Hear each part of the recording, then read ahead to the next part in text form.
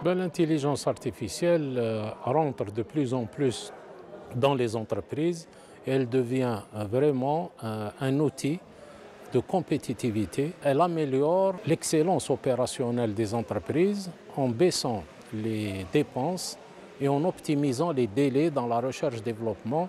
Les spécialistes estiment que l'intelligence artificielle va baisser le temps de travail de la recherche-développement de 30%. Ceci permettra de découvrir des médicaments plus vite. Aujourd'hui, ça prend en moyenne 12 ans pour découvrir une nouvelle molécule et c'est à peu près 2 milliards de dollars. Et nous espérons réellement que ces coûts vont diminuer pour le grand bien des patients pour les médicaments innovants. Sur le plan des expertises cliniques, tous les centres aujourd'hui d'études cliniques utilisent l'intelligence artificielle, les algorithmes d'intelligence artificielle pour sélectionner les malades, pour prédire des malades qui vont quitter l'étude avant sa fin.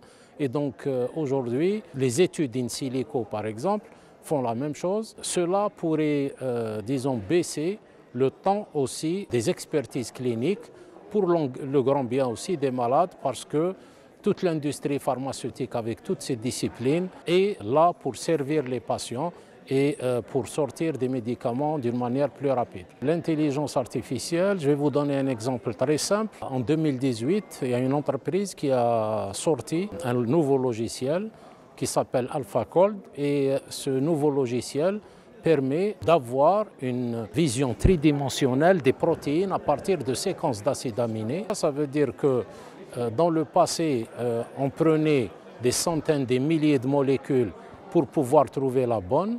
Aujourd'hui, dans une maladie donnée, on sait que le problème se trouve dans la fixation d'une molécule sur un récepteur et que donc c'est comme la clé et la serrure. La maladie est due au fait que cette molécule ne rentre pas dans le récepteur. Connaissant la structure architecturale du récepteur, ce logiciel va nous sélectionner une dizaine, une vingtaine de candidats médicaments. Et donc c'est comme un effet d'entonnoir, ça nous permet de nous concentrer sur 10, 20 molécules au lieu d'aller sur des centaines de molécules.